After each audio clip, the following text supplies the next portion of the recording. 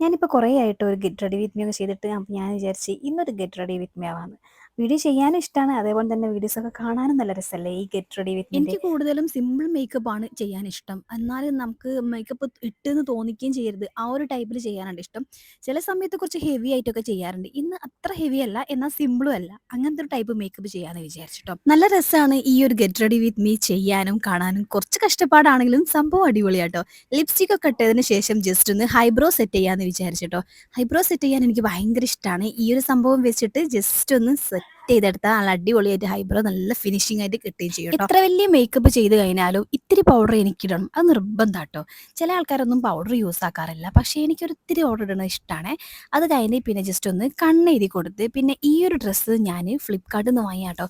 ഒരു രക്ഷയില്ലാത്ത ഒരു അടിപൊളി ഡ്രസ്സാണ്. നല്ല ക്യൂട്ടായിട്ടുള്ള പ്രിൻസ് ഒക്കെ വന്നിട്ടുള്ള നല്ല സോഫ്റ്റ് ആയിട്ടുള്ള മെറ്റീരിയൽ ആട്ടോ. വേറെ ചെയ്യാൻ നല്ല കംഫർട്ടബിൾ ആണ്.